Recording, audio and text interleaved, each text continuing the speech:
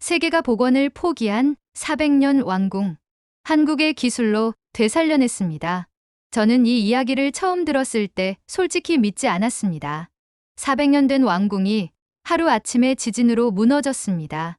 지붕은 내려앉고 기둥은 쓰러졌으며 수백 년 동안 왕과 왕비가 걸었던 마루는 순식간에 먼지로 흩어졌습니다. 현장을 직접 본 사람들은 하나같이 같은 말을 했습니다. 이건 끝났습니다. 다시 세우는 건 불가능합니다. 세계 각국에서 모인 전문가들, 유네스코 관계자들, 수십 년 경력의 문화재 복원 기술자들까지도 모든 논의 끝에 남은 결론은 하나였습니다. 불가능이었습니다. 그때였습니다. 조용히 한 나라가 손을 들었습니다. 바로 대한민국이었습니다. 그들이 꺼낸 말은 길지 않았습니다. 저희가 한번 해보겠습니다. 그 순간 현장은 조용해졌습니다. 불가능하다고 결론 내린 자리에서 단 한 나라만 다른 답을 내놓았기 때문입니다. 각국 전문가들이 모인 자리에서 그 누구도 웃지 않았습니다. 그 말의 의미를 바로 이해할 수 있는 사람이 없었기 때문입니다. 그리고 오늘 들려드릴 이야기는 그 불가능이 어떻게 경이로움으로 바뀌었는지에 대한 이야기입니다. 여러분이라면 대한민국의 이 선택을 어떻게 보셨는지 의견을 댓글로 남겨주시면 감사하겠습니다. 네팔의 수도 카트만두는 히말라야 산맥이 품은 도시입니다. 세계에서 가장 높은 산들이 병풍처럼 둘러선 이 도시에는 수백 년의 역사가 돌과 나무 속에 살아 숨쉬고 있었습니다. 그 중심에 하누만 도카 왕궁이 있었습니다. 17세기 말라 왕조 시절에 지어진 이 왕궁은 네팔 사람들에게 단순한 건물이 아니었습니다. 왕이 태어나고 즉위식을 올리고 신에게 제사를 지내던 곳, 네팔이라는 나라의 탄생과 함께한 공간이었습니다. 왕궁의 목조 조각들은 세계 어디에도 없는 수준이었습니다. 힌두교 신화 속의 장면들이 손바닥만 한 나무판 위에 새겨져 있었고, 그 정밀함은 현대의 어떤 기계로도 흉내낼 수 없는 것들이었습니다. 유네스코가 세계문화유산으로 지정한 데는 이유가 있었습니다. 그런데 2015년 4월, 그 모든 것이 단 몇 분 만에 무너졌습니다. 규모 7.8의 지진으로 네팔 역사상 80년 만에 찾아온 최대 규모의 지진이었습니다. 카트만두 전역이 흔들렸고 9천 명에 가까운 사람이 목숨을 잃었습니다.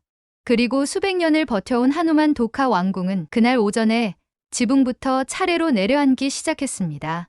왕궁 인근에 살던 노인 비슈누 마하르자는 그 순간을 이렇게 기억했습니다. 땅이 흔들리기 시작했을 때 처음에는 바닥이 흔들린다는 느낌이 아니라 몸이 밀려나는 것만 같았습니다.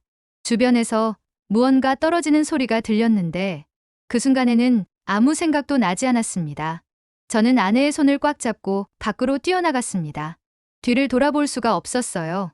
그때 등 뒤에서 무언가 무너지는 소리가 들려왔습니다. 그게 왕궁이라는 걸 나중에야 알았고 저는 그 자리에 멈춰서 그대로 주저앉고 말았습니다. 눈물도 나지 않았고 한동안 아무 생각도 들지 않았습니다. 폐허 앞에 선 사람들의 표정은 모두 같았습니다. 망연자실한 표정으로 아무도 쉽게 움직이지 못했습니다. 그날 무너진 것은 단순한 건물이 아니었습니다. 그곳에서 살아온 시간, 매일 지나던 길, 수백 년 동안 이어져 온 삶의 흔적들이 한순간에 사라져 버린 것이었습니다. 네팔의 주민들에겐 400년 동안 이어져 온 기억이었습니다. 사람들은 무너진 자리를 바라보면서 그 자리에 그대로 주저앉았습니다. 지진이 지나간 지 몇 달 뒤, 네팔 카트만두에서는 왕궁 복원에 관한 회의가 열렸습니다. 긴 테이블을 사이에 두고 회의실의 분위기는 무겁게 가라앉아 있었습니다. 유네스코를 비롯해 프랑스, 독일, 일본, 중국, 인도 등 문화재 복원 분야에서 세계 최고로 꼽히는 나라들의 전문가들이 한자리에 모였습니다. 회의 의제는 단 하나였습니다. 하누만 도카 왕궁을 복원할 수 있는가였습니다. 첫 번째 조건이 발표되는 순간 방 안의 공기가 무거워졌습니다.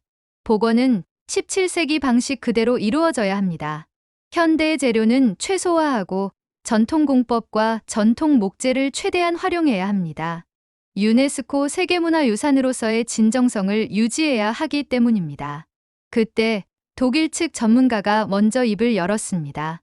구조 안전 기준을 충족하면서 17세기 공법만으로 짓는 건 사실상 불가능에 가깝습니다. 내진 설계를 어떻게 적용할 것인지부터가 문제입니다. 옆에 앉아있던 일본 팀도 고개를 저었습니다. 일본은 세계에서 가장 앞선 목조 건축 복원 기술을 보유한 나라였습니다. 하지만 그들조차 확답을 주지 못했습니다. 네팔의 목재 수종은 일본과 완전히 다릅니다. 현지에서 자라는 산나무는 경도가 극도로 높아서 우리가 보유한 장비로는 가공 자체가 매우 어렵습니다. 접근 방식을 완전히 새로 개발해야 하는데 시간과 비용이 너무 큽니다. 회의는 결과도 나지 않았고 그렇게 3일을 끌었습니다. 그리고 결론에 다가갈수록 분위기는 점점 더 가라앉았습니다. 어느 나라도 먼저 포기한다고 말하지는 않았습니다. 하지만 어느 나라도 선뜻 나서겠다고 말하지 않았습니다. 회의 마지막 날이었습니다. 유네스코 담당관이 묻는 순간 긴 침묵이 흘렀습니다. 그렇다면 이 프로젝트를 맡을 팀이 있습니까? 그때였습니다. 뒷자리에 앉아있던 한 남자가 천천히 손을 들었습니다. 그는 당시 국립문화재연구원 건축연구실을 책임지고 있던 건축연구실 실장 박세종이었습니다. 나이는 51, 경북 안동 출신으로 23살 때부터 한국의 목조 건축 복원 현장만 쫓아다닌 사람이었습니다. 그는 말수가 적었습니다. 회의 내내 노트만 적고 있었고 다른 나라 전문가들이 열띤 토론을 벌이는 동안에도 그는 조용히 앉아 그들의 이야기를 듣고 있었습니다. 그래서 아무도 그를 주목하지 않았습니다. 한국 팀입니까? 박세종은 짧게 고개를 끄덕였습니다. 17세기 공법으로 현대 내진 기준을 함께 충족할 수 있다고 보십니까? 그는 잠시 생각하더니 이렇게 말했습니다. 짜맞춤 구조는 본래 지진에 강합니다. 못으로 단단히 고정하는 방식이 아니라 목재와 목재가 맞물려 하중을 나누고 움직임을 분산시키기 때문입니다. 그래서 외부에서 충격이 가해지면 힘을 한 지점에서 버티는 것이 아니라 전체 구조로 흘려보내게 됩니다. 결과적으로 균열이 집중되지 않고 구조 전체가 흔들림에 유연하게 대응할 수 있습니다. 17세기 공법이지만 이 방식은 오히려 현대 내진 설계의 원리에 더 가깝습니다. 순간 회의실이 조용해졌습니다. 한 독일 전문가가 잠시 침묵을 깨고 물었습니다. 그럼 그걸 입증할 수 있는 실측 데이터가 있습니까? 그 질문에 박세종은 아무 말 없이 노트를 펼쳤습니다. 첫 페이지에는 경복궁 복원 과정에서 측정된 목재 접합부 하중 분산 데이터가 정리되어 있었습니다. 다음 페이지에는 창덕궁 수리 과정에서 기록된 변형률과 균열 진행 데이터가 이어졌습니다.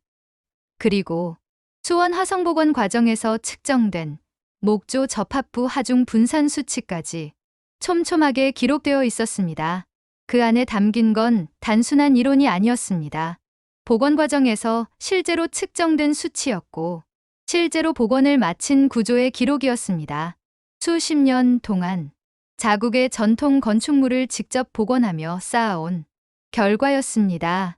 한 장, 한 장 넘어갈수록 회의실의 공기가 조금씩 달라지기 시작했습니다. 누군가는 고개를 들었고 누군가는 말을 멈췄습니다.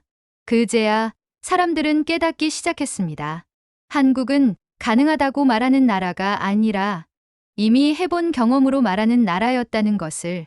그 시작은 지진으로 무너진 목재와 부서진 흙먼지가 아직 공기 중에 떠있는 카트만두 하누만 도카 복원 현장이었습니다. 무너진 목재와 잔해 사이로 한국 힘이 모습을 드러냈습니다. 그들이 처음 현장에 도착했을 때 네팔 측 현장 총괄 책임자인 아밋 쉬레스타는 그들을 기대하는 마음으로 바라보지 않았습니다. 그는 네팔 카트만두 대학교에서 건축을 가르치는 교수였고 평생을 네와르 전통 건축 연구에 헌신한 사람이었습니다. 그런 그에게 한국팀의 등장은 솔직히 말하면 달갑지 않은 구조 요청이었습니다. 외국인이 우리 건축물을 복원한다는 것 자체가 굴욕적이라고 생각했습니다. 물론 돕겠다고 와준 마음이야 고마웠지만 과연 그들이 네와르 양식을 이해할 수 있을까 싶었습니다. 그래서 아밋은 처음부터 선을 그었습니다. 한국팀에게 접근 가능한 구역을 제안했습니다. 주요 의사 결정은 네팔 측이 하겠다고 못 박았습니다. 그런데 이틀째 되던 날 그는 이상한 광경을 목격했습니다. 한국팀이 잔해를 치우지 않고 있었습니다. 일반적으로 복원의 첫 단계에서는 잔해를 정리하고 새 자재를 들이는 겁니다. 그러나 박세종이 이끄는 한국팀은 현장에 도착하자마자 무너진 목재를 서둘러 정리하지 않고 있었습니다.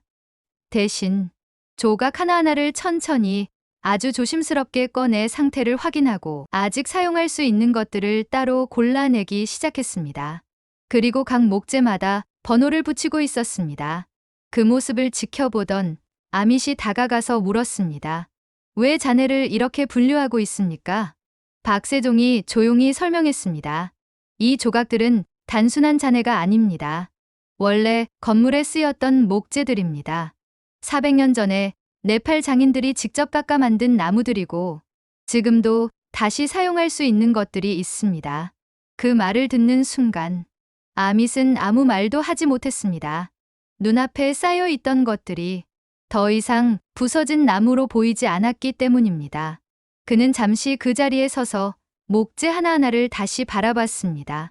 그제야 상황이 조금씩 이해되기 시작했습니다. 이 사람들은 새로 짓겠다는 것이 아니라 원래 있던 것을 그대로 되살리려 하고 있다는 것을, 그제야 그들이 왜 그토록 신중하게 목재를 다루고 있었는지 이해가 됐습니다. 이후 작업은 더욱 정밀해졌습니다. 번호가 붙은 목재들이 하나둘 정리되며 줄을 이루었습니다. 한국팀이 잔해 속에서 꺼낸 원래 목재는 5천여 점에 달했습니다. 그 조각들은 지진으로 뒤엉켜 있었고 어떤 것은 반쯤 부서진 채였습니다. 하지만 네팔의 산나무는 본래 밀도가 매우 높아서 400년이 지났어도 썩지 않은 부분이 상당히 있었습니다. 문제는 이것들이 원래 왕궁의 어디에 있던 조각인지를 알아내는 일이었습니다. 박세종의 한국팀은 3D 스캔 장비를 가져와 현장에 설치했습니다. 목재 하나하나를 스캔해 형태와 결, 조각의 방향, 마모된 흔적까지 세밀하게 분석하기 시작했습니다. 그리고 지진 이전에 촬영된 왕궁 사진들과 1960년대 조사 기록 등 심지어 1900년대 초 서양 탐험가들이 남긴 사진까지 확보할 수 있는 모든 자료를 현장으로 모아 비교했습니다. 이렇게 모인 데이터들을 하나씩 대조해가며 각 목재가 어느 기둥에 어느 위치에 있었는지 조금씩 정확하게 특정해 나갔습니다. 이 작업은 며칠로 끝날 수 있는 일이 아니었습니다. 수개월에 걸쳐 한 조각씩 맞춰가는 과정이 이어졌습니다. 이 작업에만 수개월이 걸렸습니다. 아밋은 나중에 이렇게 말했습니다. 처음에는 한국 사람들이 왜 저렇게까지 시간을 들이나 싶었습니다. 너무 느리게 진행한다고 생각했습니다. 그런데 그게 아니었습니다. 그들은 단지 무너진 건물을 다시 짓는 게 아니라 흩어진 조각들을 하나하나씩 맞춰가고 있었던 것입니다. 수만 개 조각으로 이루어진 입체 퍼즐을 맞춰가듯 말입니다. 그 작업은 복원이 아니라 거의 부활에 가까운 과정이었습니다. 그리고 그 다음 단계가 시작됐습니다. 남아있는 목재를 다시 세우는 작업이었습니다. 이때 사용된 방식은 못을 쓰지 않고 나무와 나무를 맞물려 구조를 세우는 기술, 즉 짜맞춤 기술이었습니다. 현장에는 정교하게 나무를 다듬는 소리가 이어졌습니다. 대패가 나무결을 따라 미끄러지고 끈이 맞물릴 자리를 조금씩 깎아냈습니다. 그 작업을 위해 한국에서 정민준이라는 한 명의 대목수가 추가로 합류하게 됐습니다. 그는 충북 청주에서 태어나 17살 때 아버지의 손을 잡고 처음 대패를 쥔 이후 48년째 대목수의 길을 걸어온, 한 번도 다른 길을 걸어본 적이 없는 사람이었습니다. 그가 현장에 들고 온 것은 현대 장비가 아니었습니다. 나무 자루가 달린 끌, 손잡이가 달아 반들반들해진 대패, 그리고 아버지에게서 물려받은 먹통 하나였습니다. 정민주는 그 도구들을 내려놓고 아무 말 없이 살나무 앞에 섰습니다. 잠시 나무결을 살핀 뒤 전통에서 내려온 각도와 리듬 그대로 살나무를 다듬기 시작했습니다. 그는 힘으로 밀지 않았습니다. 나무의 결을 읽으면서 나무가 허락하는 방향으로 칼날을 천천히 움직였습니다. 시간이 흐르면서 현장의 분위기도 조금씩 달라지기 시작했습니다. 처음에는 거리를 두고 지켜보던 네팔 장인들도 점점 가까이 다가와 그의 손을 유심히 바라보기 시작했습니다. 그리고 진짜 충격은 조립이 시작되면서 나타났습니다. 정민주는 못을 꺼내지 않았습니다. 한국 전통 목조 건축에 짜맞춤 방식으로 구조를 세워 나갔습니다. 나무와 나무를 서로 맞물리게 해 못 없이 고정하는 기술입니다. 이음새가 정확하면 망치로 두드려도 쉽게 빠지지 않습니다. 그리고 지진처럼 충격이 가해졌을 때는 못으로 고정한 구조보다 오히려 더 안정적으로 버텨냅니다. 충격을 흡수하고 흔들림에 따라 유연하게 움직이기 때문입니다. 아미 슈레스타가 조립 작업이 진행 중인 현장에 도착했을 때 그는 한동안 아무 말도 하지 못했습니다. 그리고 조용히 말을 했습니다. 저건 우리 방식입니다. 아주 오래전 우리 조상들이 사용하던 방식과 너무도 닮아 있습니다. 그런데 저 사람들이 어떻게 이걸 알고 있는 거죠? 복원이 진행되면서 무너졌던 왕궁의 윤곽이 서서히 모습을 드러내기 시작했습니다. 어느 날 저녁이었습니다. 아밋은 현장 정리를 마치고 돌아가려다 문득 발걸음을 멈췄습니다. 현장 한쪽에서 정민준이 혼자 남아 작업을 하고 있었습니다. 석양빛 아래에서 그는 새 목재와 400년 된 원래 목재를 조심스럽게 이어 붙이고 있었습니다. 아밋은 그 옆에 잠시 서서 바라보다가 조용히 물었습니다. 한국에도 이런 건물이 있습니까? 정민준이 잠시 손을 멈추고 짧게 답했습니다. 우리나라에도 오래된 왕궁이 있습니다. 하지만 임진왜란 때 많이 불에 타고 무너졌습니다. 그걸 다시 세우면서 기술을 되살렸습니다. 아밋은 천천히 고개를 끄덕였습니다. 그래서 잘 아는군요. 무너진 것을 다시 세운다는 게 어떤 건지. 그날 이후 아밋의 태도는 눈에 띄게 달라졌습니다. 그는 매일 아침 가장 먼저 현장에 나와 한국팀의 작업을 조용히 지켜봤습니다. 궁금한 것이 생기면 물었고 정민주는 말보다 손으로 먼저 보여줬습니다.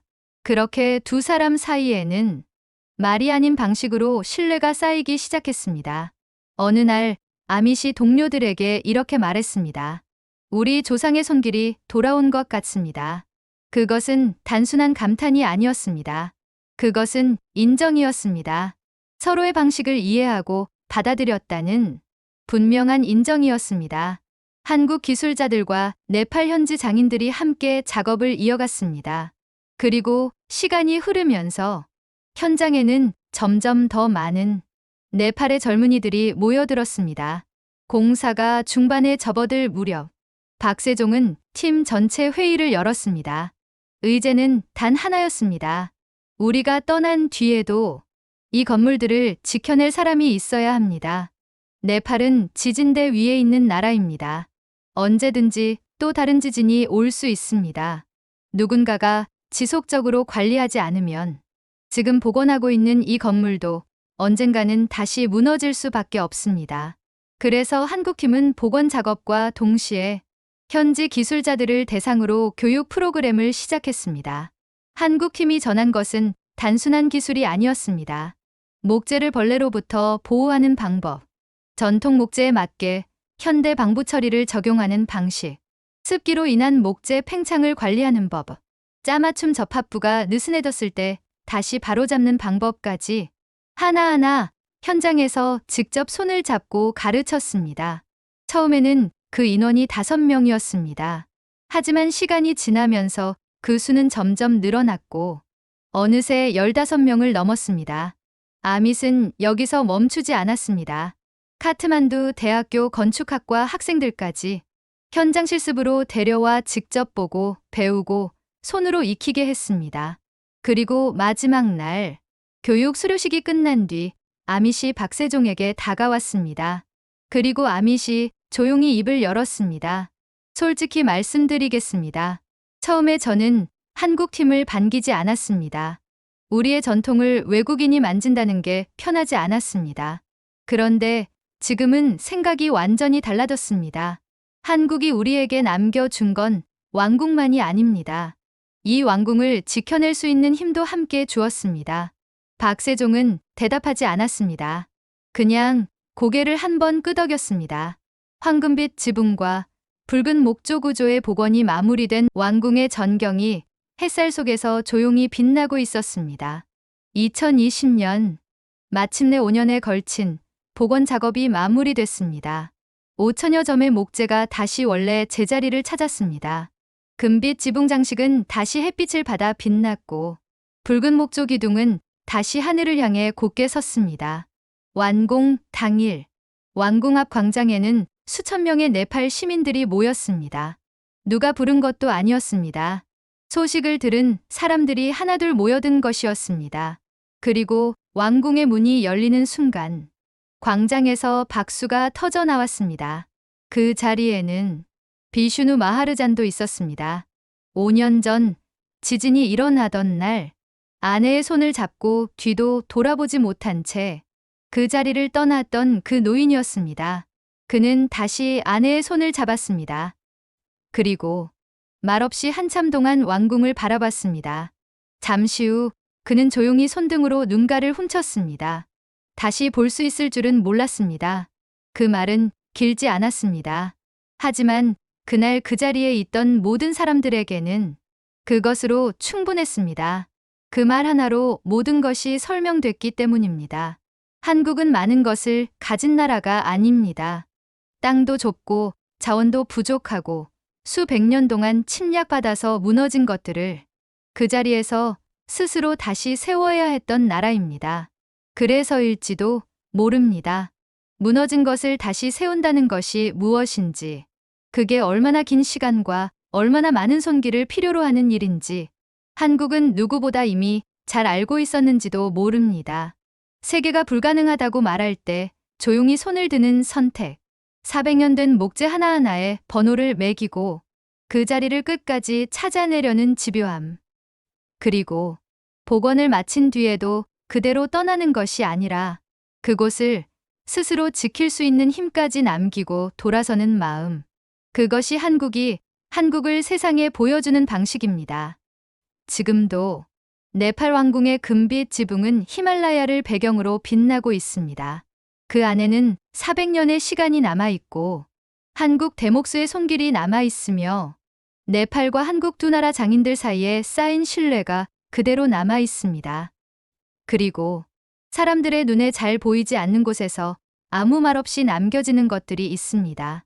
기록으로 남지 않아도, 크게 드러나지 않아도 그런 것들이 시간을 버티며 결국 세상에서 가장 오래 남습니다. 여러분께서는 이 이야기를 어떻게 보셨는지 궁금합니다. 여러분의 의견을 댓글로 남겨주시면 감사하겠습니다. 좋아요와 구독은 다음 이야기를 이어가는 큰 힘이 됩니다. 알림 설정까지 해두시면 가장 먼저 만나보실 수 있습니다. 지금까지 세계가 감동한 한국이었습니다. 시청해주셔서 감사합니다.